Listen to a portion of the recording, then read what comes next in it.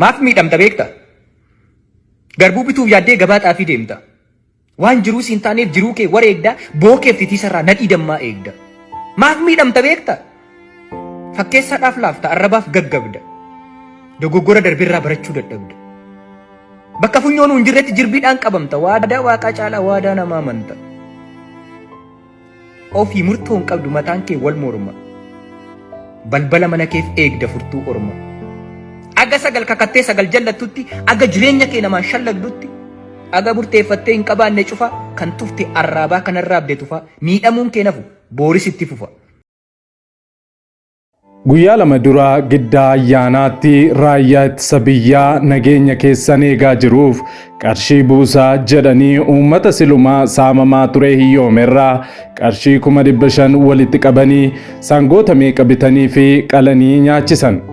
Har'a immoo achumatti bakkuma raayyaan ittisa biyyaa nageenya keessan eega jedhame sanatti uummanni konkolaataa tokko guutuun haala suukanneessaadhaan qalameera lubbuun isaas darbee jira. Kan uummata fixu malee kan uummata eeguun jiru walaleessa Lataa Qana'ii Aagaatu jedhe. Guyyoota muraasaan dura taateen uummata kanarratti ta'ee fi namoota konkolaataa tokko guutuudhaan imalaa turan irratti wanti ciggaasisaan raawwatame maali kan jedhuuf namoota balaa ciggaasisaa kanaan lubbuun isaanii darbee hagami kan jedhu odeessa qulqullaa qabannee jirra. Hamma xumuraatti nu wajjin tura.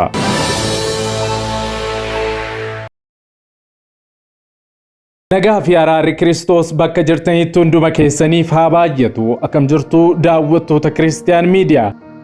Odeessa wayitawaa yeroo kanaaf siniif qindeeffannee isin biraan ga'uuf qabannee dhiyaanneerra.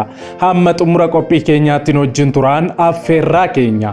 Yeroo jalqabaaf gara chaanaalii sagalee Kiristiyaanota maraatee Kiristiyaan Miidiyaatti kan dhuftan subscribe gochuudhaan mallattoo beelii sana fuulduratti isinii ba'ullee haala tokko gadi tuquun ol kan jettu irra kaawwachuudhaan maatiiwwan keenyatti dabalama. Like share gochuudhaanis immoo yaada keessan immoo koomentii irratti nu qooduudhaan odeeffannoowwan kiristiyaanummaa wayita gadhiifaman akka isin naqqaban gochuu hin dagatina isinin jenna.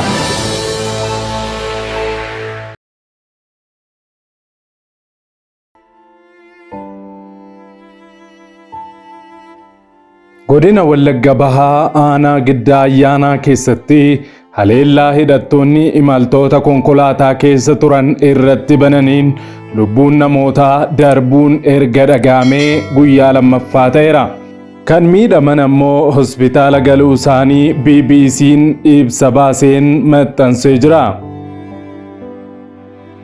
Ajjechaan kun jimaataa fulbaana 15 2023 bakka Andoodee Diichoo jedhamutti akka raawwatame hoogganaan waajjira bulchiinsaa fi nageenyaa godina Wallagga Bahaa BBC'tti himanii jiru.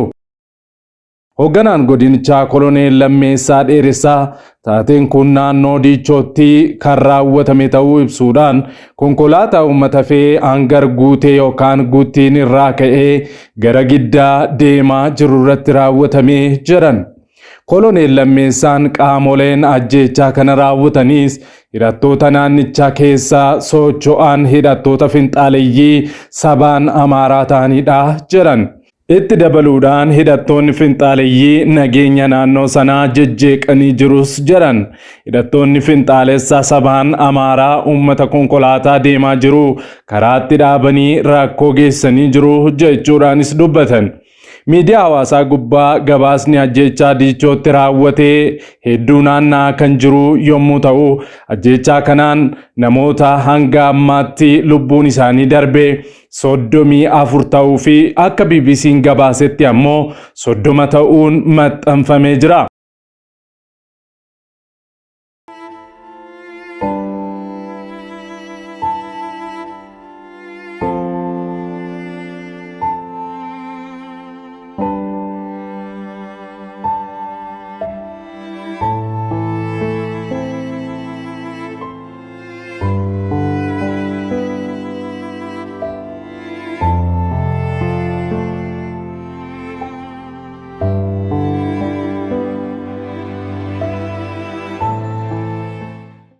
Hospitaala Giddaa Ayyaanaa bakka miidhamtoonni kunneen wallaansaaf itti geeffaman irraa ogeessi yaada isaanii BBC'f kennan tokkos haleellaa kanaan walqabatee lakkoofsi namootaa du'uu isaanii beekanii muraasa akka ta'e mirkaneessanii jiru.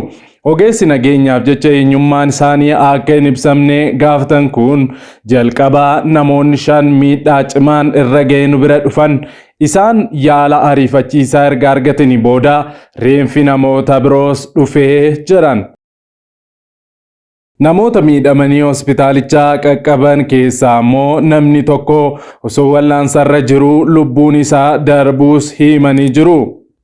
Koloneel Lammeessaan itti dabaluudhaan diinni gamasii as nutti ce'ee hin jirus jechuudhaan dubbatan. Gammoojjii naannoo sana jiru keessaa uummata Amaaraatu jiraata. Achi keessaa qaamoleen humnaan xixiqqaadhaan gurmaanii hidhannoo qabaniin socho'an jiru. Warruma uummata keenya alirraa buuqisan sanii jechuudhaanis achuma keessaa warra jiraatan ta'uu dubbatan. Gama kaaniin naannoodhuma haleellaan itti raawwatametti guyyaa dheengaddaa hidhattoonni finxaaleeyyii Amaaraa konkolaataa irratti saamicha raawwachuu isaanii jiraataan tokko BBC'tti himee jira.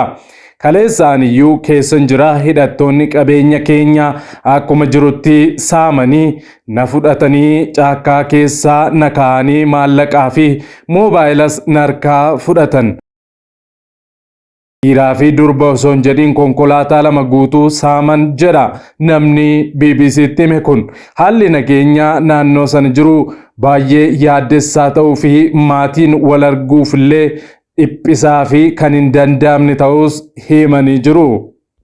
Lubbuun namoota kanaa darbuun erga dhaga'amee fi taatee ciggaasisaan namoota konkolaataa guutuu keessa turan irratti guyyaa kaleessaa raawwatamuunsaa erga dhaga'ame asitti namoonni hedduun yaada garaagaraa kaa'anii jiru. Waan isaanitti dhaga'ames dubbatanii jiru. Isaan keessaa tokko akkas jedha. Guyyaa 2 dura Giddaa Ayyaanaatti raayyaa ittisa biyyaa nageenya keessan eegaa jiruuf qarshii buusaa jedhamanii uummata silumaa saamamee yoomerraa qarshii 500 walitti qabanii sangoota meeqa bitanii qalaniif. Har'a ammoo achumatti bakkuma raayyaan ittisa biyyaa nageenya keessan eega jedhame sanatti uummanni konkolaataa tokko guutuun haala suukkanneessaadhaan qalamuun lubbuun isaa darbeera jedha. Kan uummata fixu malee kan uummata eeguun jiru. Uummanni keenya akka diina ofirraan dhorkineef guutummaatti Shanee jedhamee maqaan itti mogga'eera. Shaneedha. Shanee deeggartu jedhamee hidhannoo fi meeshaa inni manaa qabu hundi mootummaadhaan irraa fudhatameera. Yoo iyyate Shanee, yoo du'e Shanee, yoo manni irratti gubate Shanee, yoo qabeenyi isaa saamame Shanee, hattuun immoo ijaaramtee ameessa qotiyyoo fi midhaan nyaataa gurgursiistee uummata harka duwwaatti hambistee jirti. Faannoon qaama mootummaan deeggaramanii fi hidhannoo gurguddaa qaban immoo uummata ajjeesanii horii isaa hafe saamanii mana isaa irratti gubaniiru jechuudhaan waloo Lataa Qana'ii dubbate.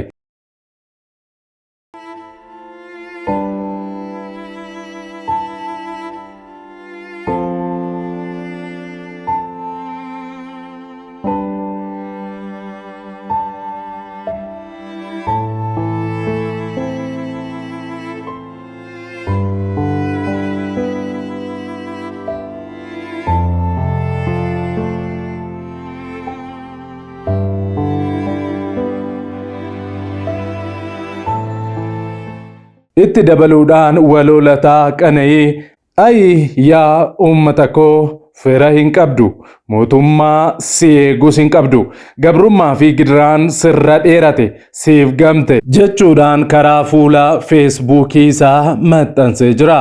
Dabalataan namni gara biraa yaada isaa maxxanse ammoo barreessaa macaafaa Eebbisaa Baay'isaati.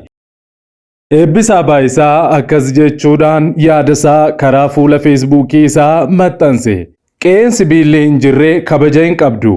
Har'a miti gaafa uummata of tiksu irraa meeshaa hiikanii diina hidhachiisan salphanne. Yaa warra angargamaa dhiiga keessan Waaqayyo haa barbaadu. Dogoggorri koo guddaan hanga har'aatti leenjii lolaa fudhachuu dhabuu koo akka ta'e gidduu kana naaf galee anaan yaalammii koo jechuudhaan karaa fuula feesbuukii isaa maxxansee jira.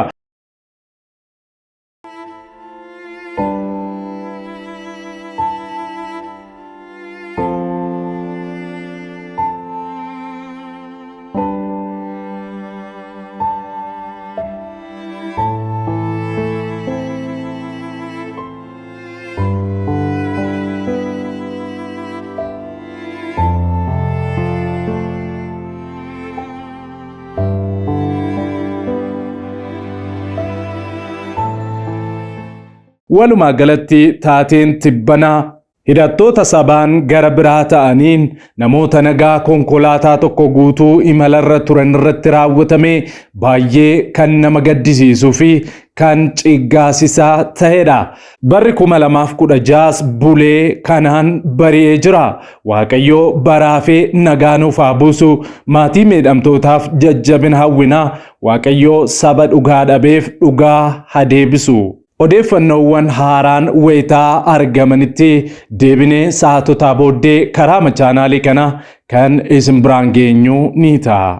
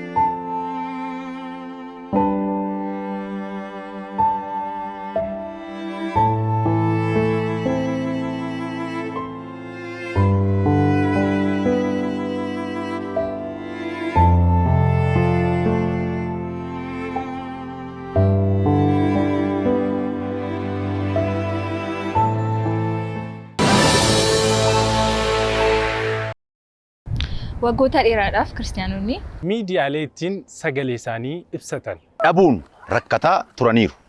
bari'uun waan hin oolleef Maarree kunoo Kiristiyaan Miidiyaa sagalee nuuf ta'aa jira. Kanaaf miidiyaa haqaa odeeffannoo dhugaadhaaf wayitaawaa. yuutuubii Kiristaan Miidiyaa Subscribe, like, share. godha. Warra sagalee dhabaniif sagalee ni taana. Yesuus fayyisaadha.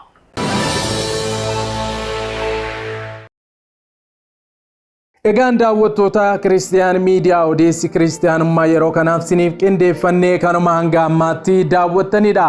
Waan daawwattaniif ulfaadha. Sa'aatota muraasaa booddee odeeffannoo Kiristiyaanummaa haaraa qabannee amma siniif dhiyaannutti turtiin keessan turtii gaarii haa ta'u sinin jenna. Yeroo jalqabaaf qophii keenya walakkaatti gara chaanaalii keenyaatti kan dabalamtan subscribe gochuudhaan mallattoo beelii sana fuulduratti sinii ba'u haala tokko gadi tuquun akkasuma like share gochuudhaan koomentii irratti illee yaada keessan nu qooduudhaan guddina chaanaalii keenyaa keessatti ga'ee keessan ba'a. Karaa fuula weebsaayitii keenyaas odeeffannoowwan kiristiyaanummaa barreeffamaan argadhaa siniin jecha liinkii weebsaayitii keenyaa koomentii jalqabaa irra sinii keenyaa isarrallee gadi tuquudhaan mallattoo sabskraayibii karaa harka keessan mirgaa moobaayila keessan xumura miil jalatti sinii dhufu gadi tuqaa. Waan hordoftaniif ulfaadhaa. Sa'aatota muraasaa booddee odeeffannoo haaraadhaan ol argina. Masitti nagaan tura.